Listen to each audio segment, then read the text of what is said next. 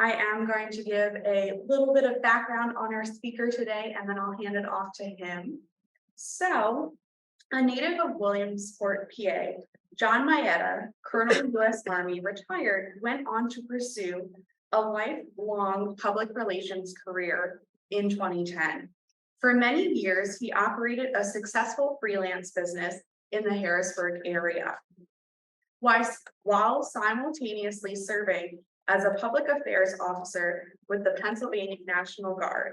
Starting in 2002, he completed numerous active duty assignments with the U.S. Army, including long-term deployments in Bosnia, Germany, and Iraq. In 2014, he received his master's degree in applied history from Shippensburg University.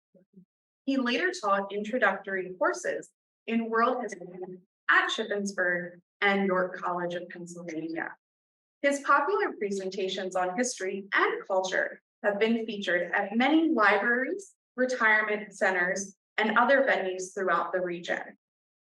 Today's topic, much loved by Americans today, the Star-Spangled Banner long held a disputed place in our country's civic life. During the first 100 years, patriots and teetotalers condemned the song for its musical roots in a British drinking ballad. Later, it vied with other popular songs for designation as our official national anthem, an honor not finally achieved until 1931. This tune-filled program explores these and many other facets of the colorful history and enduring meaning behind the Star-Spangled Banner. So please join me in welcoming John Maietta.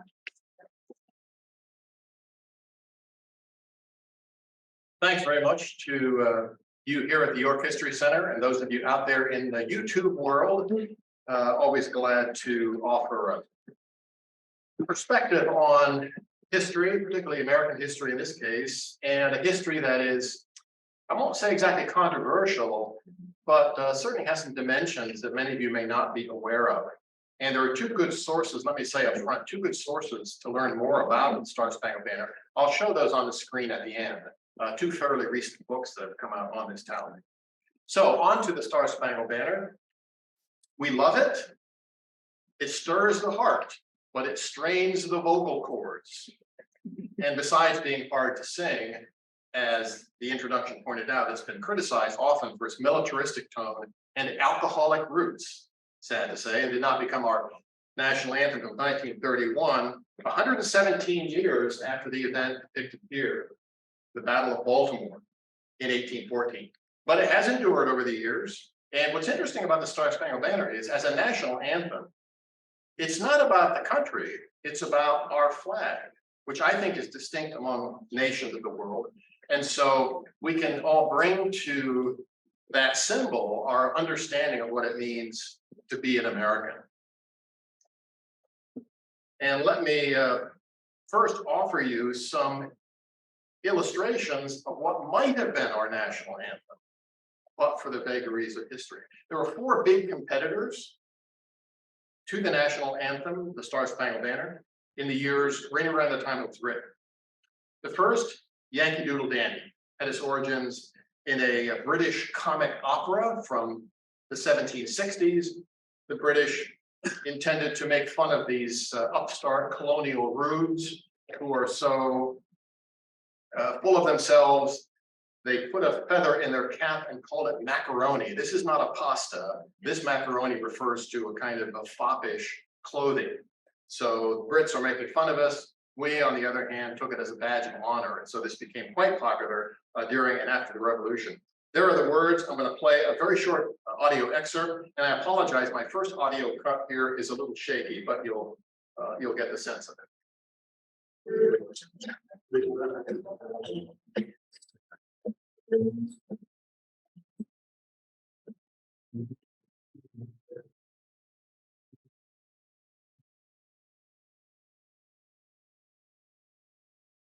That is a very strange sound, but again, I provide the lyrics for you. So that was an early attempt at a kind of a national song.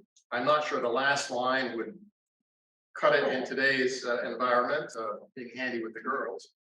Here's contender number 2 for the honor of National Anthem, Hail Columbia. Came out as a march tune in 1789. Later words were added. It was performed at George Washington's second inauguration. And for those of you who may not be familiar, before we had Lady Liberty in New York Harbor as a female embodiment of American values, we had Columbia. She took her name, of course, from Christopher Columbus, the purported discoverer of America. And Columbia was quite a popular figure in American culture through the early years of the 19th century. So again, you may be less familiar with this one.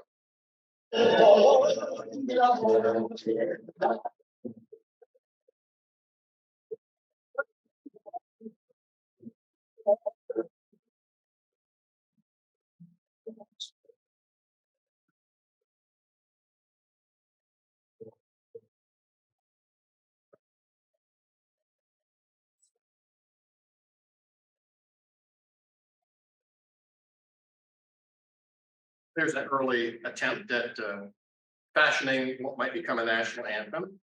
Here's another one. Columbia again reappears in Columbia, the Gem of the Ocean. We're not quite sure of the origins of this song, first published in 1843.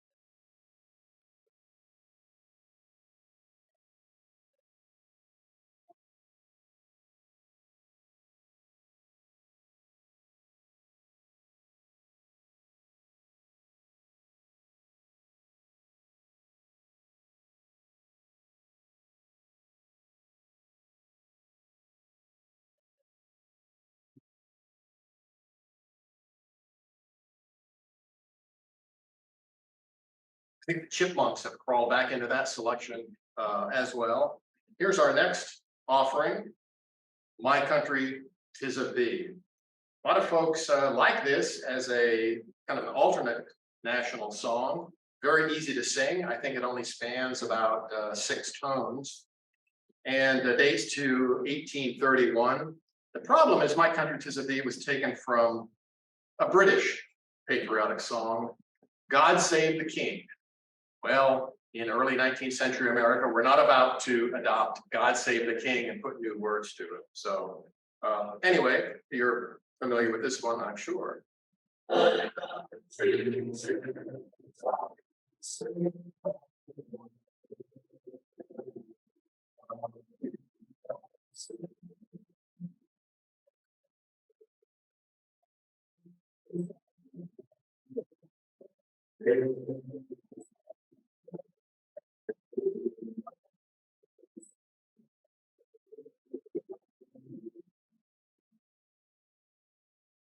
Well, let's get to the Star Spangled Banner.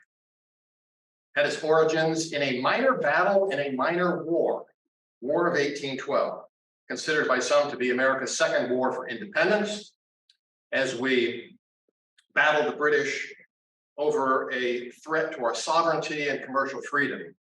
At the time, Britain was locked in mortal combat with Napoleonic France. Britain was blockading US ships, preventing us from trading with France.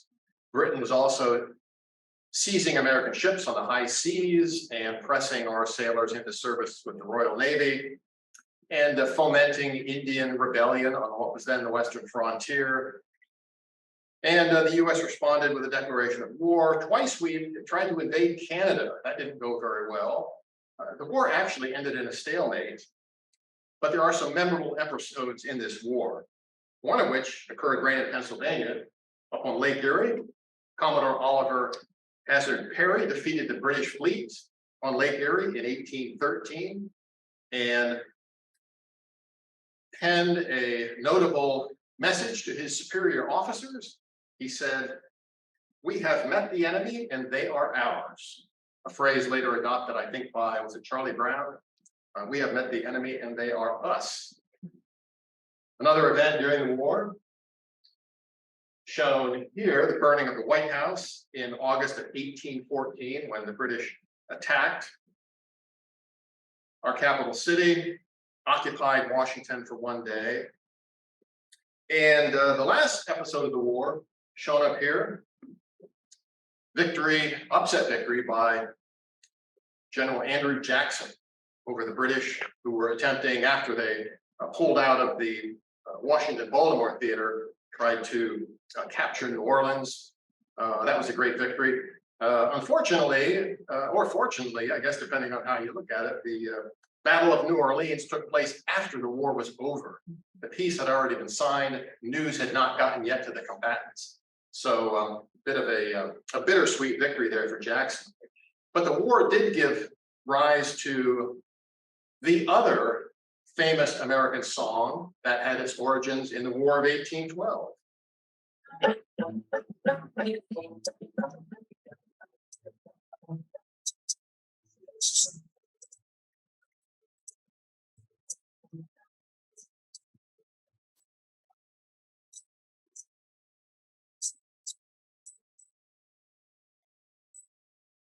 A classic of American pop culture, Johnny Horton's Battle of New Orleans from 1959.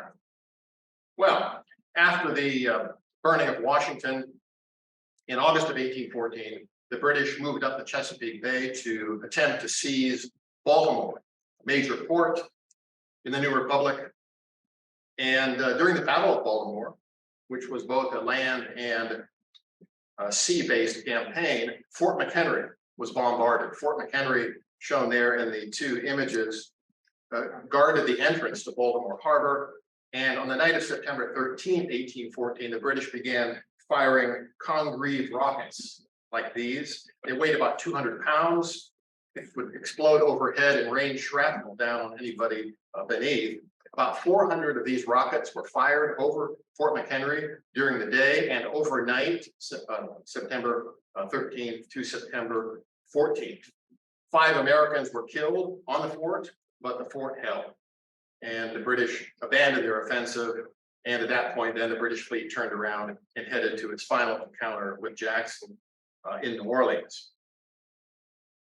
Now, here is the flag that was flying over Fort McHenry that night. It's the first known photograph of the flag, but the photo dates from 1873. It's 30 by 42 feet.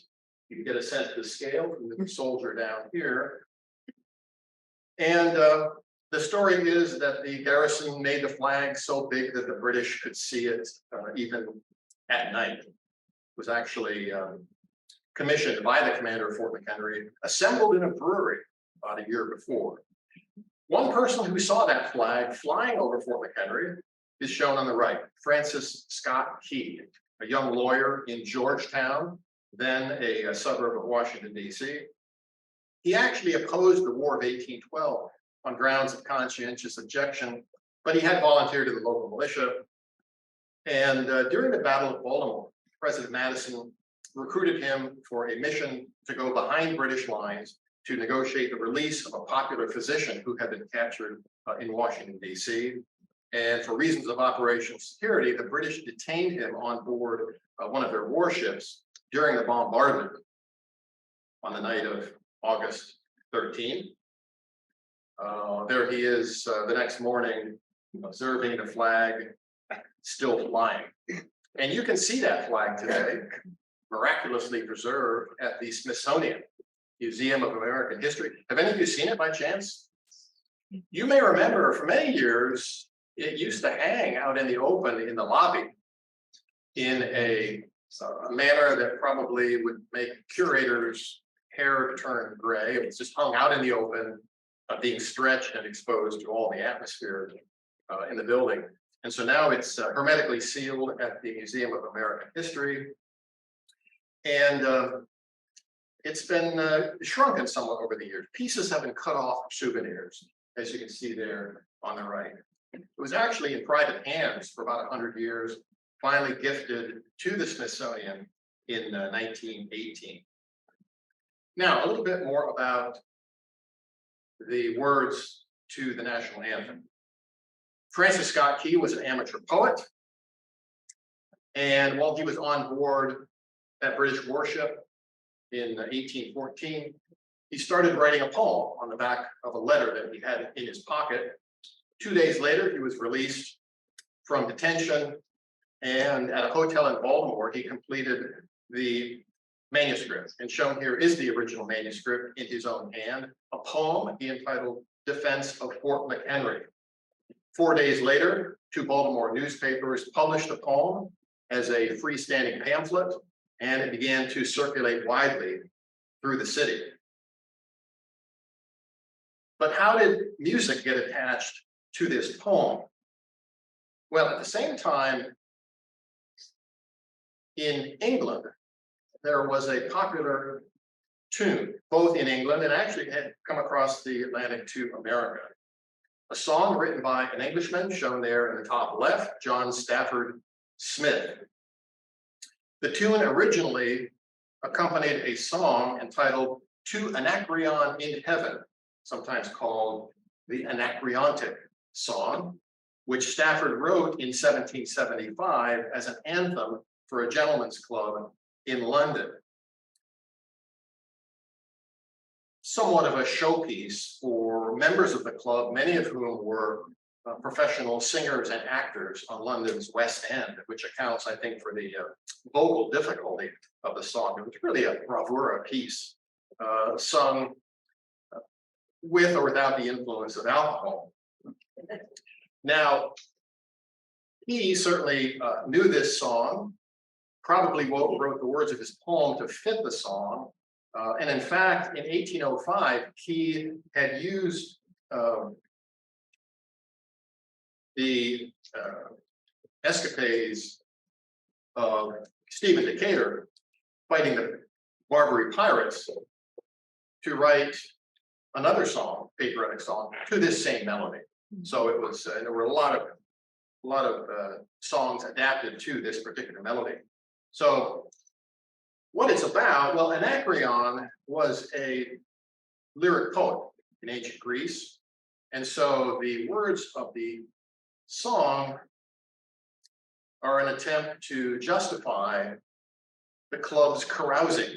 They appeal to Anacreon to essentially bless their boozy proceedings, which involve entwining the myrtle of Venus, the goddess of love, with the vine of Bacchus, the god of wine, ritual madness, and religious ecstasy. So there's a lot of things going on here, none of them related to a military campaign or anything remotely patriotic. So I want to play for you a version of this song. It's original. Again, this is the tune that inspired what we know of as the Star-Spangled Banner. And you notice something unusual about the performers in this version, which appropriately enough is set in a pub.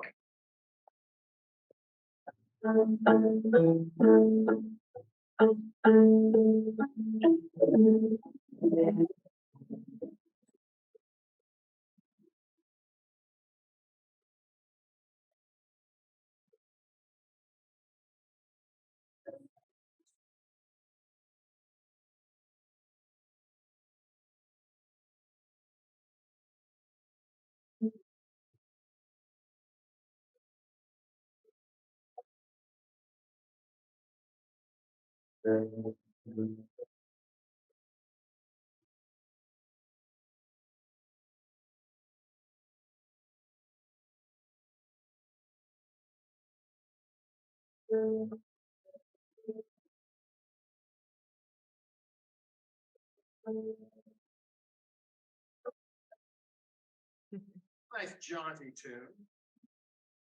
Well, by October of 1814, the Star-Spangled Banner was published in Baltimore. This is the oldest surviving copy, and it says, "Air, Anacreon in Heaven." The song became an instant hit in Baltimore and far beyond.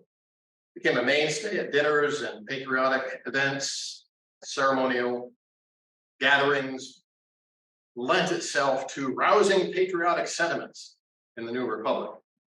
Some people got carried away with it. There's a report from 1837. A New Yorker complained, quote, "A lot of tipsy loafers are going past, screaming out the Star-Spangled Banner at the top of their lungs and in all sorts of diabolical discords. But it sounds glorious. It's a glorious thing altogether, words and music, no matter how it's mangled." And there have been innumerable parodies of the Star-Spangled Banner over the years.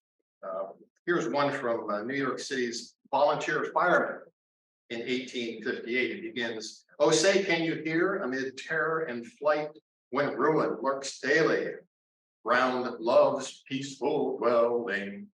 Hard to work around the tune. And it ends, "'Tis the fireman's trumpet, and long may it wave when blown by the free and cheered on by the brave." So after this presentation, you can go on Google, just type in parodies of the Star-Spangled Banner. A little bit more about Key himself. He rose to be U.S. Attorney in Washington, D.C. in the 1830s, and he always remained modest about the song. The only public comment he ever made about it was at a dinner for his brother-in-law, who happened to be Roger Taney, in 1834. Key said, "I was but the instrument in executing what you have been pleased to praise. It was dictated and inspired by the gallantry and patriotism of the sons of Maryland. The honor is due not to me who made the song, but to the heroism of those who made me make it." And Key's legacy is remembered in this monument at Mount Olivet Cemetery in Frederick, Maryland, his hometown, erected in 1898. In 1911, a statue was erected in Baltimore. There is Key at the bottom, offering up his song to a gilded figure of none other than Columbia. And she may actually be down here at the bottom. I'm not sure who that is, but that's definitely Columbia up there in gold. In Baltimore Harbor, every season they launch a buoy at the spot where Key saw the bombardment of Fort McHenry. And there has been more pedestrian types of recognition for Key, or I should say vehicular recognition of Key, because there are two Francis Scott Key bridges. One is in Baltimore over the harbor. The other is over the Potomac River near his boyhood home of Georgetown. And that bridge over the Potomac is affectionately known as the Car Strangled Spanner. Any of you familiar with DC traffic know what I'm talking about. During the Civil War, both sides claimed the Star-Spangled Banner as their cultural property. On the left is a piano transcription published in Philadelphia. A Richmond newspaper in 1861 wrote, "Let us never surrender to the North the noble song, the Star-Spangled Banner. It is Southern in origin, in sentiments, in poetry and song. In its association with chivalrous deeds, it is ours." So said the Confederacy. A more typical Confederate view came out in an 1861 parody of Star-Spangled Banner, which opened with the line, "Oh, say, has the Star-Spangled Banner become the flag of the Tory and vile Northern scum?" That one's out there, yes. Meanwhile, Dixie, shown on the right, rose up as an alternate, unofficial Southern anthem. Dixie was actually written by a New Yorker opposed to slavery. He wrote it in 1859. And after it became associated with the Confederacy, he renounced his composition.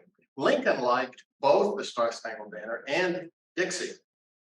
At his 1861 inauguration, he had both songs played. And the day after the surrender at Appomattox, he requested a military band to play Dixie at the White House. He said, "It's one of the best tunes I have ever heard. Our adversaries over the way attempted to appropriate it, but I insisted yesterday that we fairly captured it." So very, he could have been a lot more bellicose about the popularity of Dixie in the South. A number of critics of the Star-Spangled Banner emerged vociferously during the Civil War. wanted to replace it with something, or not replace it, it's not official yet, but to come up with a more appropriate national song to meet the current crisis. Some critics said the words are too long, utterly inadequate. The committee held a contest during the Civil War. There were 1,275 entries. No winners were declared. But one of the more interesting entries during the Civil War included the inspiring lyrics, "All hail our country great, may she never falter, but every damned secessionist be hung up by a halter." Hardly poetry. By the way, a footnote on the Civil War. Francis Scott Key, although he defended some enslaved Americans in the courts, he also defended slave owners. He was a lawyer, impartial in that respect. He did own slaves. His descendants joined the Confederacy. And in fact, his grandson was briefly imprisoned at Fort McHenry in 1861 as an anti-Lincoln agitator. Well, now we're beyond the war to latter part of the 19th century. Star Spangled Banner dominated the field for patriotic music. We're now in a time when songs are published by high-speed presses, steam presses, circulating widely, marketed widely. There was a piano in every home, a piano in every parlor, and many of them had the Star Spangled Banner on the stand. In every town, there was a brass band, like the one shown here, Michigan. And I want to play for you a 1953 or an 1853 arrangement of the Star Spangled Banner. And it will sound a little bit different, very jaunty, nice waltz tune. And you'll see at the end of it, the last phrase is repeated, as often was done, because it gives the trumpet player a chance to do some wonderful ad-libbing. So again, I'll play for you an 1853 arrangement of the Star Spangled Banner.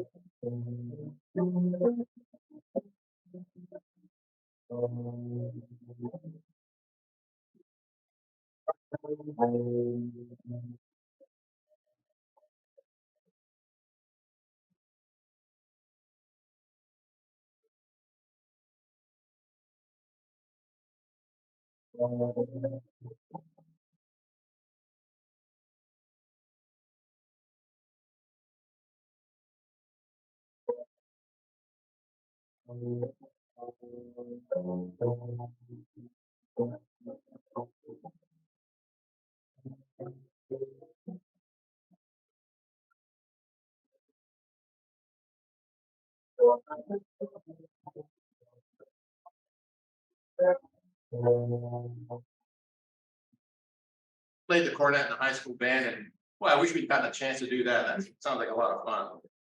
Well, in the 1890s, U.S. Armed Forces began to use the Star Spangled Banner as the official song at military and diplomatic ceremonies. And the Star Spangled Banner was endorsed by John Philip Sousa, conductor of the Marine Band.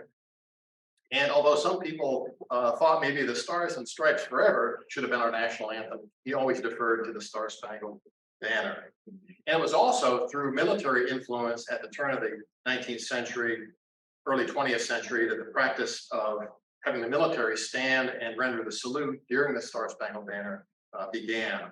Although, again, it had its critics even within the military. In 1907, an officer complained that the practice of standing and saluting during the Star Spangled Banner was undignified and ridiculous. Another officer complained that soldiers would disappear into the barracks to avoid having to stand and salute when it was played on base. And I can tell you from experience serving in the military down in Washington, D.C. and elsewhere, that still sadly happens today. Well, in the 1890s, it became common to play the Star Spangled Banner at the opening of the baseball season. And it may or may not be true that fathers had to instruct their kids that the last words of the Star Spangled Banner are not play ball. And of course, as you know, now the Star Spangled Banner provides or has provided an opportunity for various political statements on the playing field, but certainly not those very patriotic ball players shown there on the right. Well, in the late 19th century, Americans are becoming aware of the vast physical expanse of the US. And this influenced another contender for the honors of our national anthem. In 1893, an English professor at Wellesley College, Catherine Lee Bates, was on her way to Colorado to teach a summer course. And she stopped into Chicago to see the Columbian Exposition, a World's Fair, home of, it was called the White City. And you may know there was a popular nonfiction book a couple of years ago, was it fiction? Murder in the White City, about a case at the exposition. The devil in the White City. Sorry? The devil. Thank you, the devil in White City, and it was nonfiction. That was excellent to read. Devil in White City, thank you. So she saw an alabaster city. And then as she crossed the Great Plains, she saw fruited plains. She saw amber waves of grain. She saw purple mountain majesties. And she put it all together in the form of a poem entitled America. And in 1910, the poem was published along with a hymn tune titled America the Beautiful. Very lofty imagery, very easy to sing. This has been the top contender to replace the Star Spangled Banner. And in fact, in the 1980s, bills were introduced in Congress to do exactly that. But fans of the Star Spangled Banner rose to protest. They said it's too namby-pamby. And they said, even in Stalinist Russia, during good years, they had amber waves of grain. So that didn't seem particularly American. So here's a short excerpt sung by a children's chorus.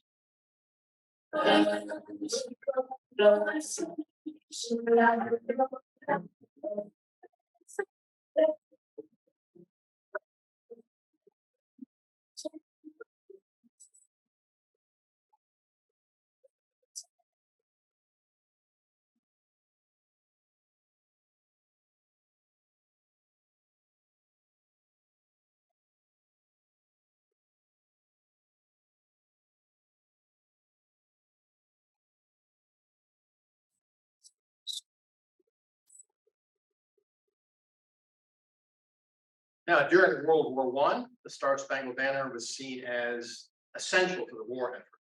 President Wilson declared, quote, music now more than ever is a national need. There is no better way to express patriotism than through music, even though people still struggle with the words. There's a newspaper cartoon from 1917. Son, prove your patriotism by singing our national anthem. That evening, father had a chance to sing the national anthem. Oh, say, can you see? Da, da, da, da, da, proudly, lights, glass, gleaming. He had no idea. He fell afoul of the lyrics. There was a story told during World War I. Somebody approached a sentry, and the sentry called out, "Oh, who goes there?" The person replied, "An American." Sentry said, "Then come forward and recite the first verse of the Star Spangled Banner." The other person said, "I can't remember it." The sentry said, "Then pass, you're an American."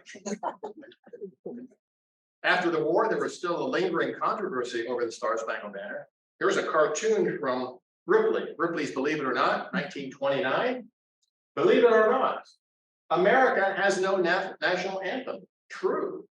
The USA, being a dry country, this was during Prohibition, has been using without authorization a vulgar Old English drinking song. Perish the thought. In fact, in the late 1920s, the National Federation of Women's Clubs endorsed America the Beautiful as our national anthem. Well, Congress was slow to act in designating an official anthem. They felt they couldn't really legislate public taste and wanted to avoid stirring up an emotional debate when there were more pressing issues at hand in America. Finally, after an 18-year lobbying campaign led by a Baltimore congressman, Congress agrees in 1930 to hold hearings on a national anthem, and veterans groups, civic organizations all around the country sent thousands of petitions in support of the Star Spangled Banner. And the House approved the designation of the Star Spangled Banner unanimously. The Senate followed suit, and it was signed into law by President Hoover in 1931. And you can see the law itself, quite simple. Being enacted, the composition consisting of the words and music known as the Star Spangled Banner is designated the national anthem of the United States of America. Nothing about musical style, nothing about lyrics. So fair game. And you'll note problems with the Star Spangled Banner recognized in this AP news story. Some claimed the high notes were too high, some said low notes were too low. Others simply said that for most American voices, it was unsuitable. But anyway, the House and Senate approved it. The president affixed his signature. And there were objections from pacifists over its warlike nature. After all, it is a song about an episode during a war. Well, after the banner was made official in 1931, the following year, there were proposals in the House to compel civil service employees to prove that they could sing or recite the words to the Star Spangled Banner as a condition of employment. Obviously, that measure went nowhere. But things are still not settled, because in 1938, we have another contender for the honors of our national anthem, God Bless America. It had been written 20 years earlier by an immigrant Jew from Russia, Israel Berlin. We know him as Irving Berlin. Who better to offer a hymn of love and devotion to America than an immigrant? He had written it for a musical revue while he was serving in the army on Long Island, but it was never used. And in 1938, with war clouds spreading in Europe, Kate Smith, shown on the left, radio recording star of the day, requested a song, a patriotic song from Berlin for a program on Armistice Day, what we now know as Veterans Day. And she sang it on her radio show. It was an instant hit. But Berlin never supported later efforts to make God Bless America our national anthem. So here is the ending, as only Kate Smith could do it.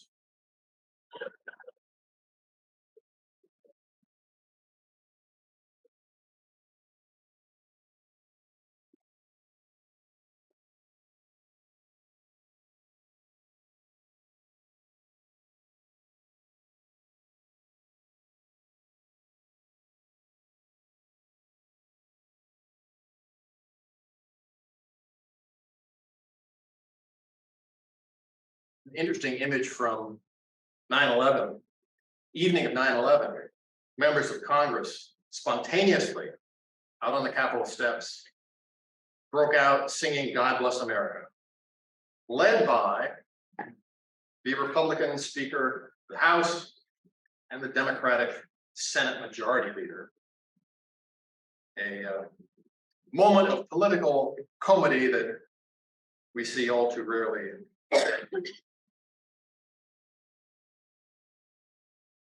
During the 1950s, on into the freewheeling 60s, the Star Spangled Banner bore the brunt. A lot of artistic efforts, because federal law never dictated a specific style or set of lyrics. There were actually about 262 copyrighted versions of the Star Spangled Banner, copyrighted performance versions in the 1950s. And then in the 1960s, pop stars began to push the limits with their unique creative expression. For example, in 1958, we all know who that is. Aretha Franklin sang a soul version of the Star Spangled Banner at the Democratic National Convention in Chicago. She didn't get a lot of publicity because there was a lot more serious stuff going on outside the convention hall in Chicago in 1968, if you can remember.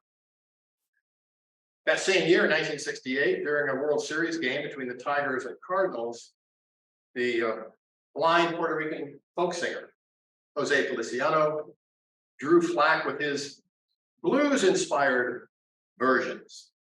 I just want to play you the unique way in which he ended, well, he performed and then ended the Star Spangled Banner.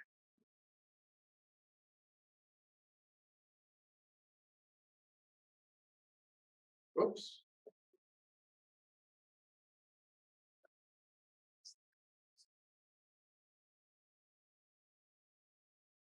He's gone away. He ends it with a very soulful, yeah. You may remember Woodstock from, were any of you there at Woodstock? You may remember it, certainly. 1969, Jimi Hendrix, his version. And after he performed, he said, we play it the way the air is in America today.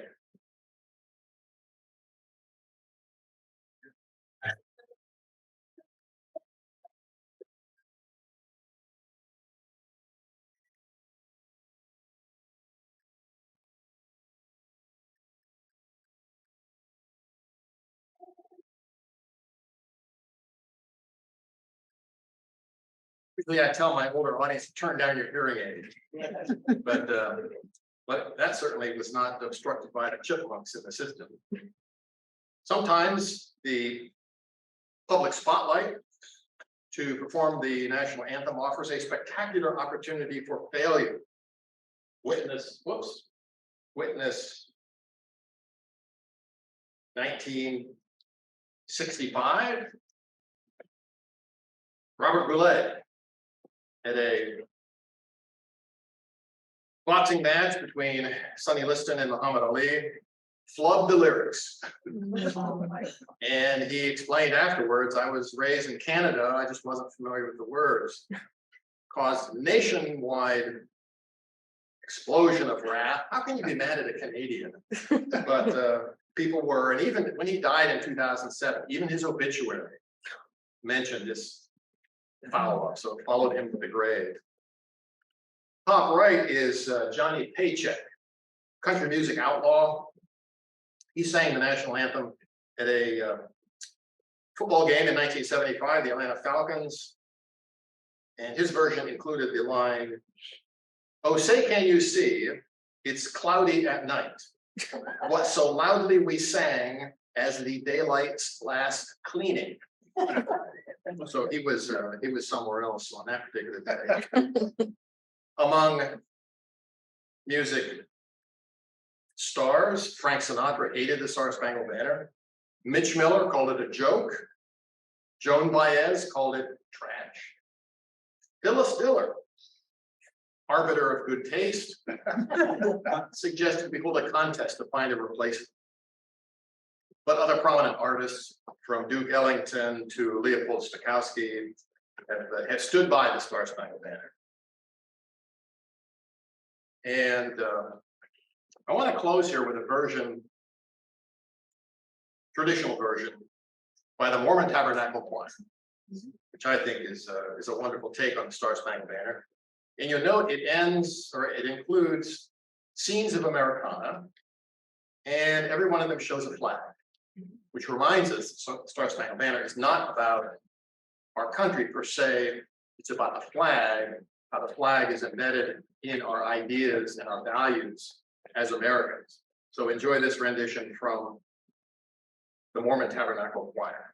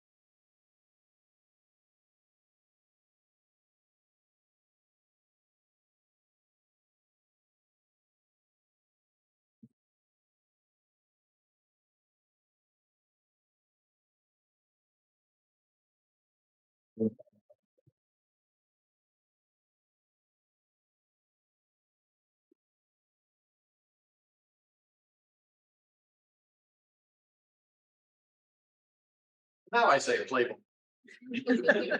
For those of you interested in more fascinating background on the Star Spangled Banner, I wanted to give you the names of these two books. The first one by Mark Ferris was my primary source. The second one, Oh Say Can You Hear, came out in 2022 and got favorable reviews both in The Economist and the Wall Street Journal, which is saying something these days. So at this point, be happy to entertain any questions, comments. Sir. I think I find it unusual that it took the country 150 years or whatever to officially designate a national anthem. Now, I realize the United States is much newer than many countries, but by contrast, when Ukraine left the Soviet Union, the first thing they did was establish a national anthem. And it just seems like, what took us so long? Is it sort of normal or? Yes, we have a question about why it took America so long to come up with an official national anthem compared with places like Ukraine, who came out with the national anthem as soon as they broke away from the Soviet Union. I'm not really sure. That's a great question, and it would be interesting to survey like the top 20 nations of the world to see exactly what the origins of their anthems are and whether they have taken time to evolve or perhaps changed. I know the Russian anthem has changed from the Tsarist era to the revolutionary era, and then back to something more with a Tsarist flavor. But you would have thought, I mean, it would just seem to me that when the country is established, one of the things that they would have done was have an official song so that they were separated from England, you know, kind of in all ways. Yeah, so should we have been more forceful in musically separating from England? I think the question is interesting because it points to the fact that we were really part of a transatlantic culture. You know, politically, we were divorcing ourselves from the rule of King George, but not culturally. And I found it fascinating. I think the second book mentioned there, I haven't read it, but having read the reviews, the second book goes to some lengths to point out the impact of British culture in America in the early 19th century on the stage, performance venues, popular music. Yeah. Great question. Yes, sir. The back. I believe you mentioned that Francis Scott Key was selected by President Madison to speak on behalf of a doctor that was, I guess, a POW. Yeah, he was sent to negotiate his release.